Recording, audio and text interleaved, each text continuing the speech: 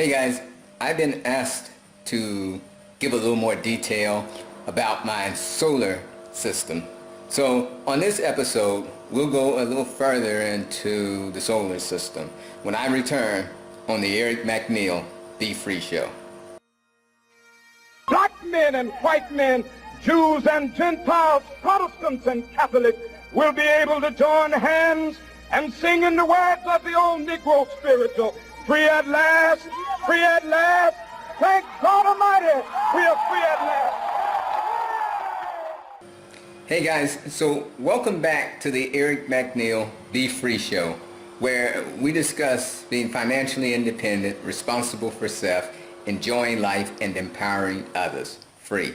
So let's talk about the solar system on this episode, and let's go into a little bit more detail, and hopefully this will help give you a bit of information.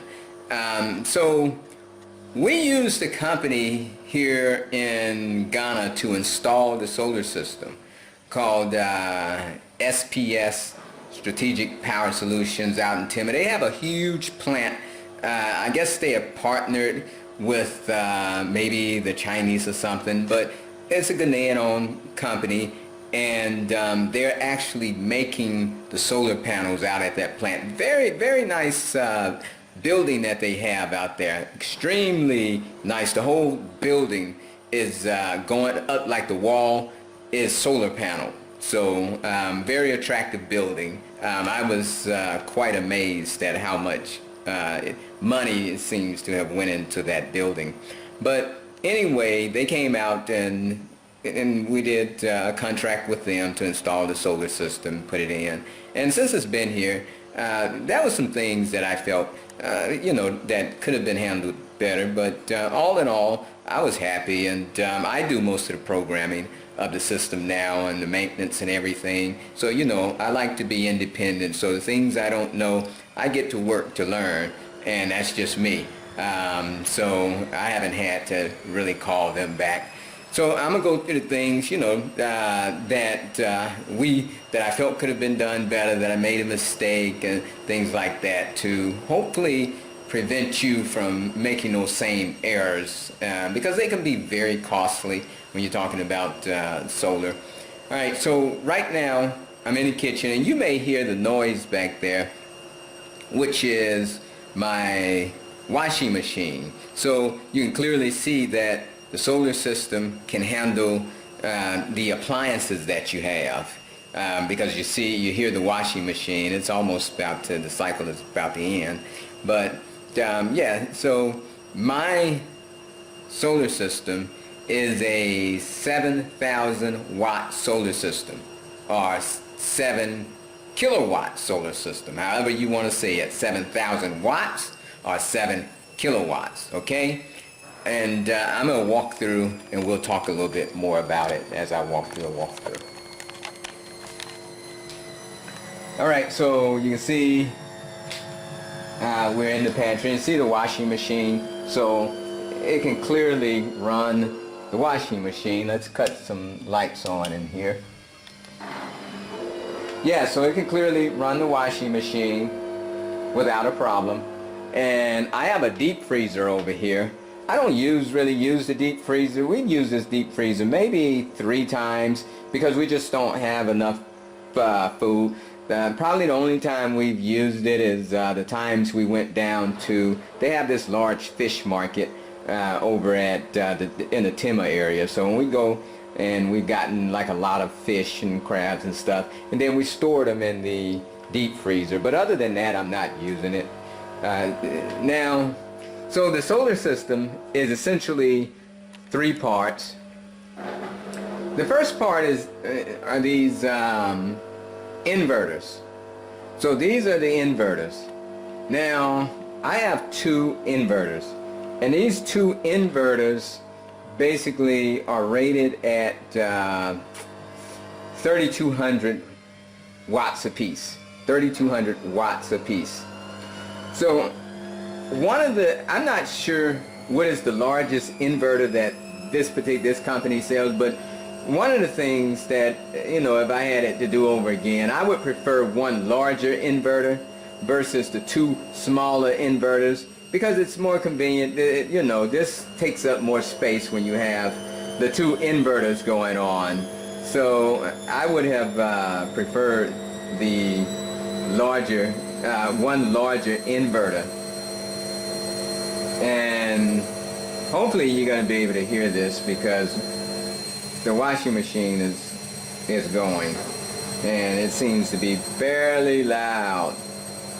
Anyway, maybe I'll step out and we'll go outside first, and then we'll come back in here. So anyway, since the washing machine, as I said, I'm gonna step out. Let's see, let's go to the front, and we'll come back when that washing machine has finished doing what it needs to do. We'll go back in there. And for right now,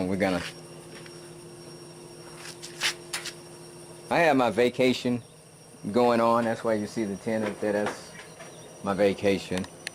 So, yeah. So, let's go. And the first place we'll go is to the back. So I'm gonna walk to the back of the house so that I can give you a view of the solar panels. So we have to get high enough so that we can see the solar panels. See, they're up there working. I see people working. I don't know if that's some of our people or people from the neighboring lands. All right, so I'm at the back of the house, and I'm gonna zoom in so you can see. You see the solar panels. We have 10 solar panels on this part of the roof, and then we have 10 on the lower part of the roof that covers the veranda. And all right, so you should be able to see those 10 solar panels here. So this is the back of the house.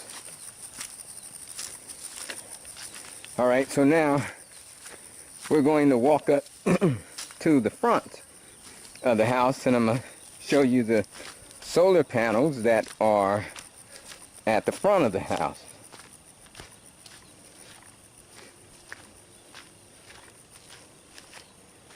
And the solar system, it does a great job. It runs everything that we need it to run. Actually, this is probably more power actually than what we really need, to be honest.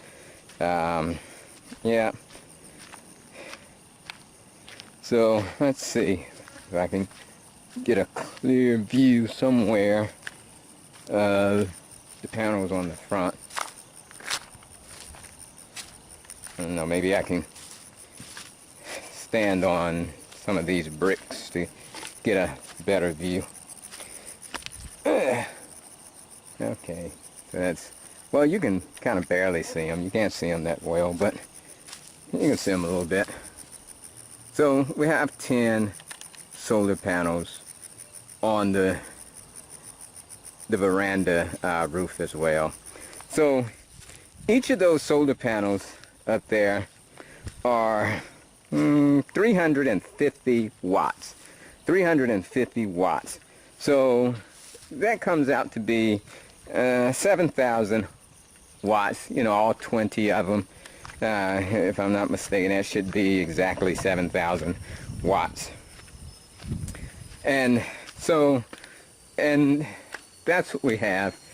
Because we're doing all of the work here, things are a mess right now, so you really can't see the batteries. We have it like this, the batteries enclosed in this case we put them in, but we have a lot of cement that's sitting in front of the batteries, and all kind of other stuff from the workers. So there's a lot of activity going on these days, so everything is messy. But down here we have 12 batteries. There are 12 batteries down here, and these batteries are huge.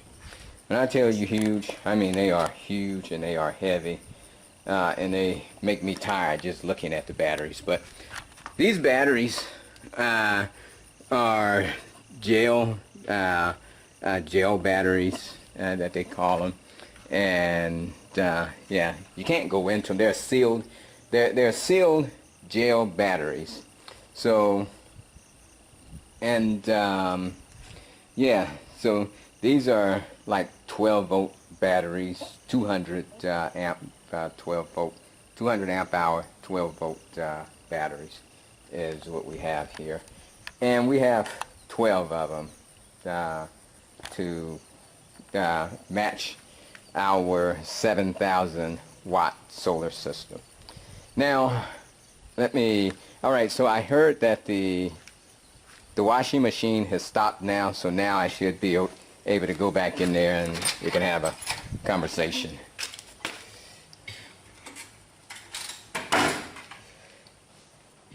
All right, so here's the third part. So we have part of the solar system. It consists of the actual solar panels. So we have 20 of those.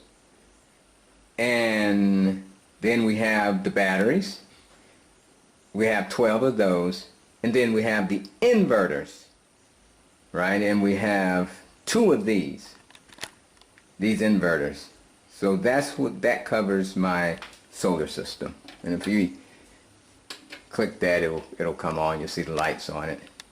Now you'll notice that this one is actually off. Like if I go in, you can see that this guy says 230. So it's configured for 230 volts. So, and basically these inverters, what they do is they take the power and they invert it to something that you can use, that you can plug into. Right? So this one is off.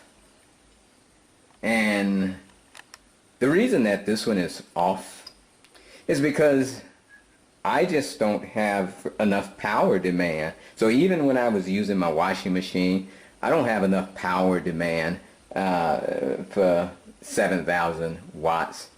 Now, I have shown you in a past video, this is one of the mistakes that I made, and I showed this to you in a past video. But I'm going to go back into the bathroom and I'll show you again. Maybe I'll see if we can. I think the last time I showed you I didn't have great lighting in here. So let's see if we can get some lighting. And I keep going over this piece because it was a mistake that I made when configuring this thing. But you see that? All right, so that is a water heater. It's a tankless water heater, instant tankless. That means it does not hold water. The water goes through the device and it gets hot instantly, right? So it gets hot instantly, which means that it uses much more power than a regular water tank heater. Okay, so the water heaters that have a tank, they use less power than this. So you don't want to really be using this on solar, right? I mean, if you own the grid, it's okay to use, but don't use this on solar because it draws so much power. I tell you, that's the only time, it is the only time that I have to use that second inverter if I want to use those water heaters. And I have those 2 water heaters in basically two of my bathrooms. Now, the third water heater is actually not an instant water heater. The third water heater is a standard water heater with a tank on it, right? So it doesn't use as much power. You turn it on and within about 10 minutes the water gets hot, and and it remains hot for hours. So this is what I'm going to suggest you use if you indeed are going to use a water heater. Now, what would I do different in my installation is that if I did this again, I would do like we do in the United States, and that's that we have a central, like one larger water heater. And you typically in Ghana, I noticed that they put like a small water heater if they're going to use it. A lot of times they'll put a small one in each room or something like that. They'll wire it. Now I've seen a couple people do the central where you have it wired or you have it connected for that one heater will support your entire house. That's what I would do next time. I wouldn't have these things like 3 or 4. I would just buy one larger one, and I would have them to actually configure it so that, you know, this one water heater supports the entire house. I prefer that than to have these things scattered like this. But anyway, if we go back to this room and we come back to the inverters, as I was saying, I never really have to use this one unless I'm using those instant tankless water heaters. It's the only time I have to turn this guy on. Now, another thing that I noticed, I actually had to have them correct this. And this is why I don't like using like multiple inverters, smaller inverters. I would prefer to try to get the largest wattage available because, you know, one, you're using more space, right? I think you can connect like 9 of these things together if you need more power. But anyway, here's the issue when you have multiple inverters. And they actually, when they came to install this, what they did is they installed, you know, I told them we agreed on a 7,000 watt system. They said, okay, fine, we put, you know, we're going to bring 2 inverters. I said, okay.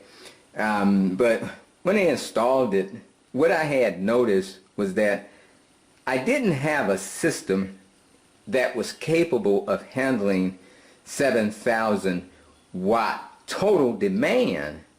Like, not all combined. What I had was I had 2 3,500 watt systems. They weren't connected.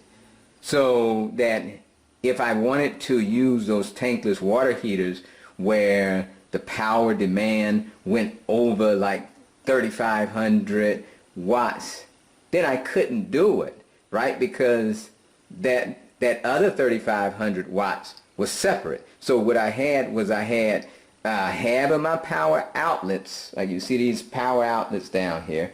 I had half of them in the house that was wired to one inverter, and then I had the other half that was wired to another inverter.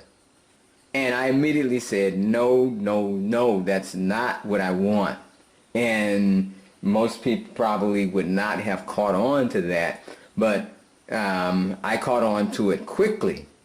Now, when I caught on to it and I told them, well, we need to connect these. This needs to be one inverter. I don't want 2 separate inverters. I need one inverter. It needs to use all my power. And so they went back and they came back to me and they said, oh, sorry, we can't do that with these inverters. Now I had already, even before I had went to them, I had already researched these inverters and I knew what they were and what they were not capable of doing. And I had already knew that in order for me to achieve what I wanted them to do, that there was another piece that they would have to purchase. So when I went back to them, they said, oh, I'm sorry, we can't do that. These inverters don't, they won't support that. I said, oh, they'll support it, but you're going to have to go out and buy another piece. I say there's a card that fits, and right under here, underneath it, the card goes in like that. So it's like, oh, I said, yes. I said, you're going to have to go out and buy the card. They said, oh, you know how much the card costs? I said, yeah, I didn't research the card. I know how much it costs and I know where to get it from. So they were like, well, Eric, since you know where the card is, you know, and the engineer, he confirmed. He's like, yeah, that's true. That's how a lot of them work. You have to get a card. And they was like, well, do you know where we can get this card from? And I said, yeah, I've seen the company. I've communicated with the company actually, and you're gonna have to import it from China. And they said, well, can you import the card? Can you purchase it, and then we'll just reimburse you, and we'll come out there and configure it, and we'll reimburse you for all your costs. I said, okay, that's fine, and we agreed on a price and everything. And I ordered the cards, I believe on AliExpress or somewhere, and they came, and it's like 2 cards. Like I said, it was 2 cards. You have to open this guy up, and you put those cards in, and then you actually connect them with these cables. So and once you connect it, they recognize that there's a card now. I showed somebody this, and they was like, ooh, why they still have to use this language? But anyway, when you put a card in, this is actually supposed to be an M, where you see right there, and that's supposed to be an S or something like that. Because I think this is supposed to indicate that it's a master unit, and then this indicates the SL that is a slave unit. Somebody was like, man, why do they have to use that? I was like, hey. It's like they're sending those subliminal messages, aren't they? It's like, yeah, probably so. Anyway, if I cut this one off, so let's go back. Hopefully you can see this. All right, so I'm gonna cut this one off. Actually, I'm gonna cut this one. I'm gonna cut this one on first because it's off. You see, it says 0 right here. So what I'm gonna do is I'm gonna cut this one on.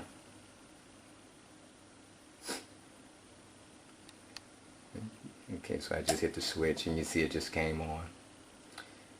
All right, so this one is the slave unit, and this one over here is the master unit, which means that it's the main unit. Now, if I cut this guy off, notice that it goes to the SL to show that it's a slave unit, and the other one instantly changes over to show that it's a master unit. And anyway, as it's charging, you can see where it's charging at. I'll go back to this one. So this tells you, like when you see right here, this tells you that the panels are getting very, very good sun right here, where it has the little thing right there. And when it's fully charged, you'll see something like this. This is filled up, and when it's coming down, it'll come down. So there's like 1, 2, 3, 4 bars in there, and that lets you know. So, so what are the other mistakes that I made with this solar? Let's see. Well, for one, when you're dealing with solar, you should not the batteries. These sealed gel batteries that I'm using out here, for one, you should not run them all the way down, right? You by the time that thing hits like it hits like half the power or a quarter of the power, you should be beeping a warning to cut those things off, to cut your solar off. So as far as the solar is concerned, once those batteries get down, to about a quarter of the power rating, you have even some people say half. Once you get about to half the charge going, then you should be cutting them off, and some people say about a quarter. But anyway, the system was not programmed to cut off at a half, at a quarter. The system was programmed to run the batteries all the way down before it cut off. And I didn't know anything different, so we were doing that, and which was ruining the batteries. So we probably prematurely ruined the batteries. Like right now, the batteries go down very, very fast, and they really need to be replaced at this point, because, and these are batteries that have a power rating. They should have lasted maybe 5 years, and it seems like they only lasted 3 years, and that's because we ruined the batteries because we were running the batteries down, and the system was cutting off, and we were running the batteries all the way down. And not only that, but we were also, like when the carpenter and when some of the workers were here, I was allowing them to use their power tools on the solar system. So they had these heavy power tools, and after I learned about solar, people say no, that's a no-no. They should have been using like a generator and not, because the power tools require so much power and they quickly run your batteries down. So none of that helped in prolonging our solar system. So those are mistakes that I made that I definitely understand it now. But those type of mistakes are very costly because each of those batteries, I don't know, maybe I've seen them 2,000 to 2,500 cities or so for each of those batteries. Now another thing is that if I did it again, I would probably not use these same batteries that we use. I probably wouldn't use the same batteries. I probably would use like the lithium ion batteries, which is much smaller. So where we have these huge batteries, these 12 huge batteries, if we had lithium ion batteries, we probably would have a battery pack that was no larger than that inverter in there, one or two of those inverters with the same amount of power. So I don't know if you're familiar with like the Tesla wall.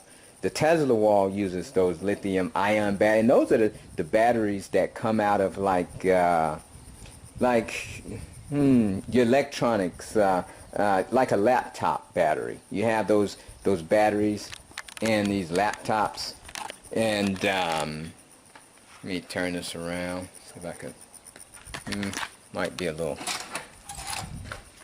dark. Let's see if we can get a better picture here.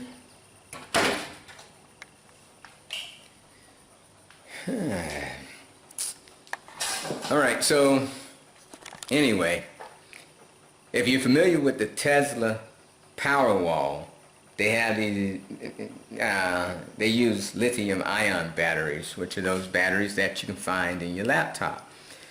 Now, those are expensive. Those Tesla Powerwall is extremely expensive. But if you search on YouTube, there's one guy in particular who specializes in making like a do-it-yourself Powerwall, Tesla Powerwall.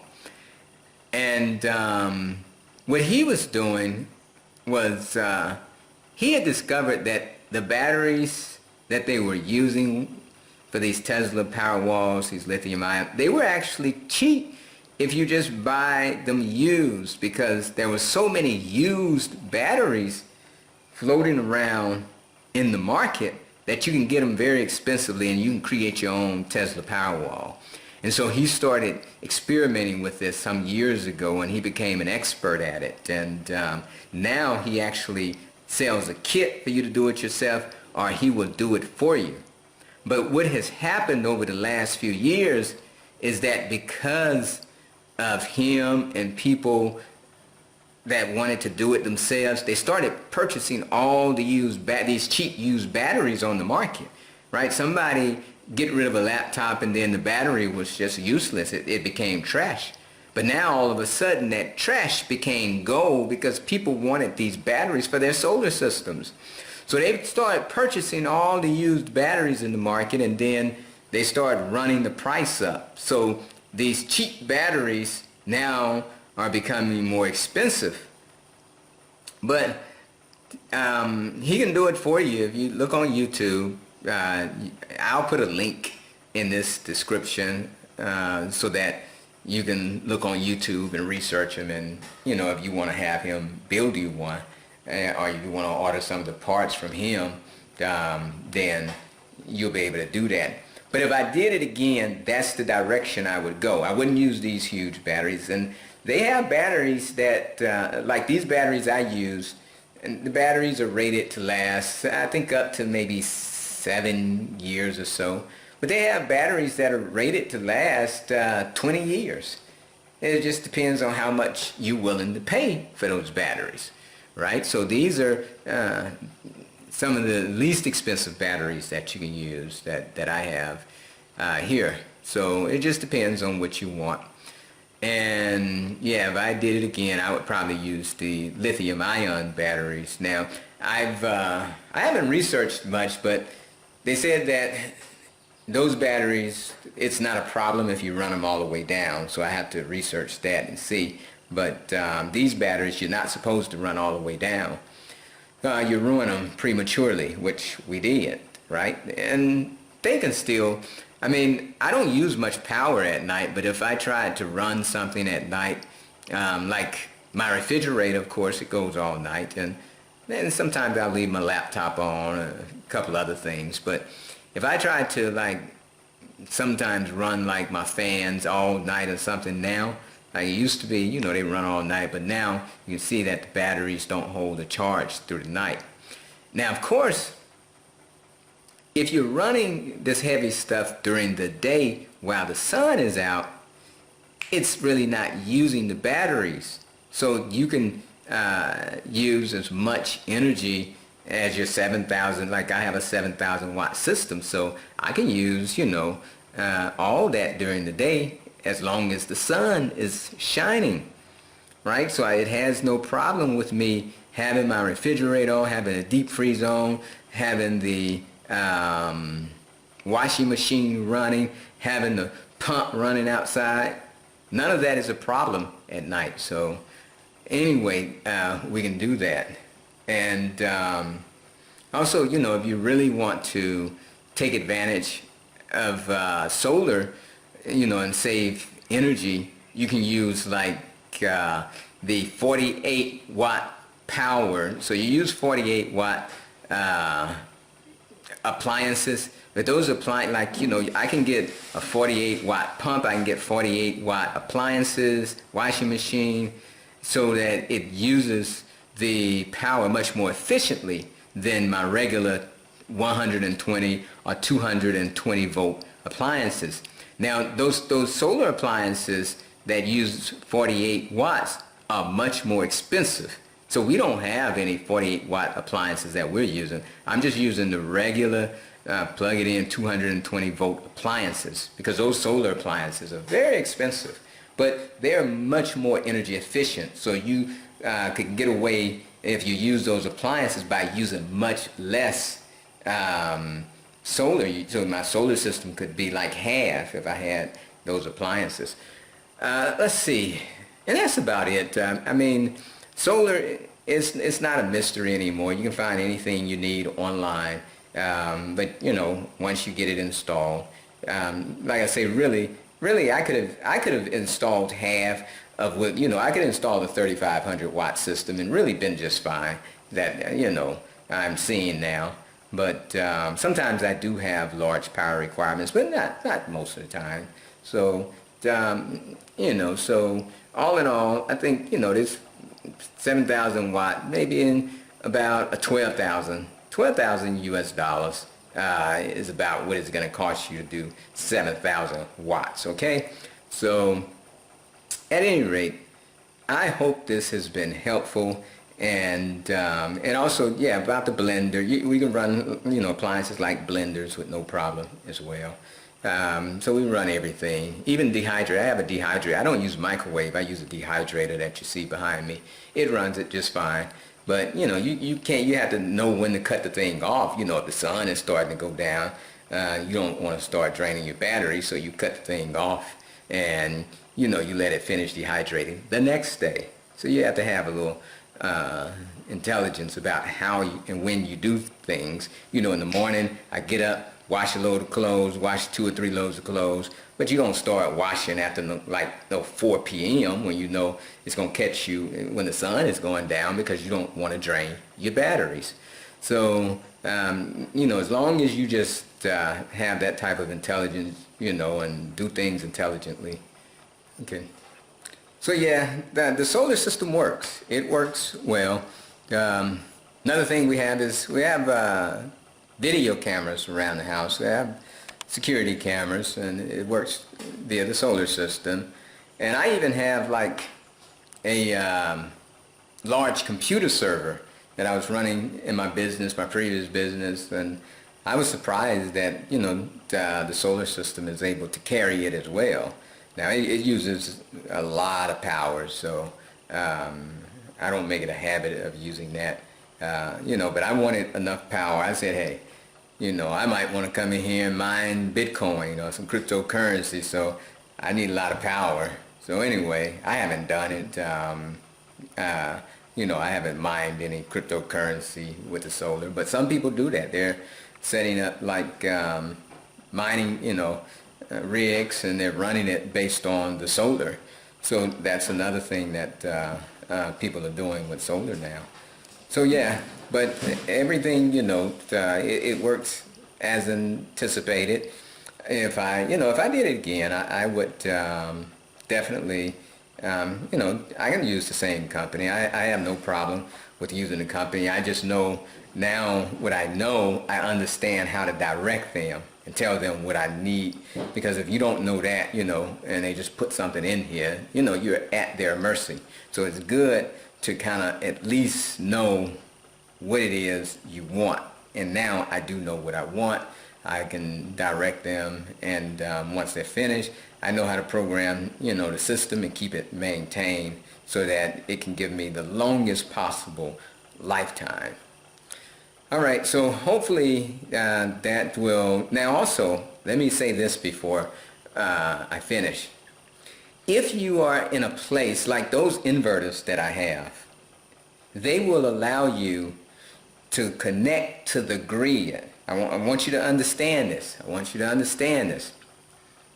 The inverters that I have, the two inverters, they are grid tie inverters. Now what does that mean? They're grid tie.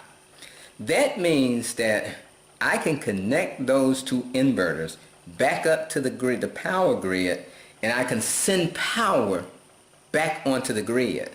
And what's the purpose of that? The purpose of that is that if you're in many Western countries and also here in Ghana, if you are generating a lot of power, more power than what you can use during the day, like when the sun is out, I'm generating a lot of power.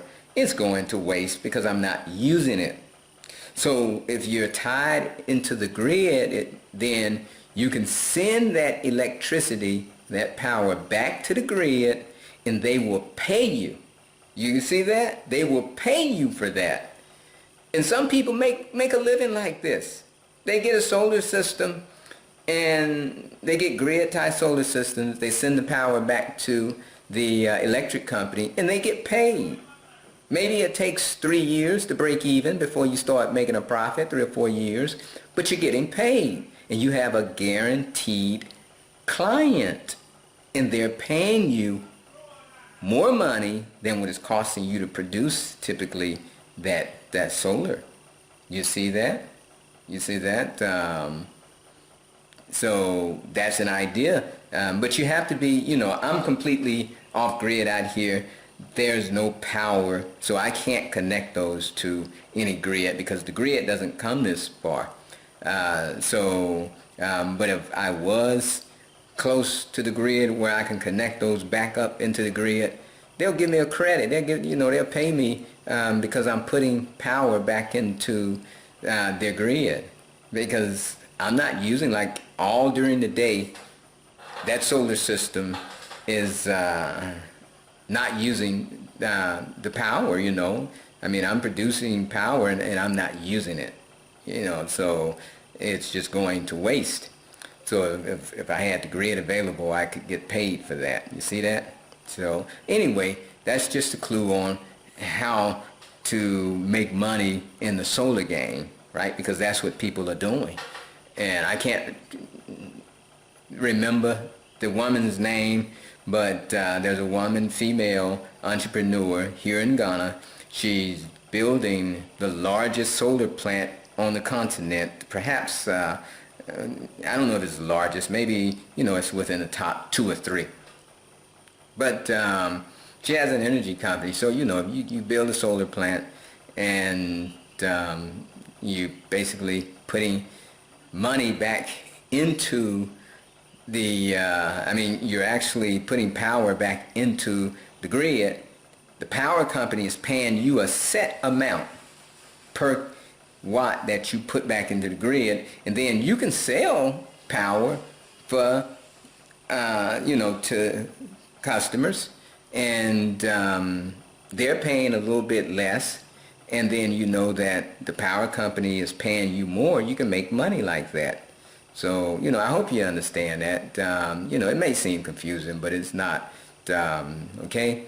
Anyway, you'll hear more me talking about the whole making money from the solar farm in the future, because there are some things that we'll be doing in the future with that as well. So anyway, I hope this has been helpful. And as always, if you haven't already done so, go ahead, click the subscribe button, share, like, comment. Let me know your experience with the whole solar thing. And you can also follow me on Facebook if you like reading. I'm always trying to post articles at facebook.com/Eric McNeil. It's free. Now, I've been meaning to do some videos on those articles that I place, but that I actually post on Facebook, but I haven't gotten around to it. So at some point I'm going to start trying to sync it up so that as I'm posting on Facebook, I can also do a video about it. All right, so at any rate, as always, Ura Ahuru. Now be free.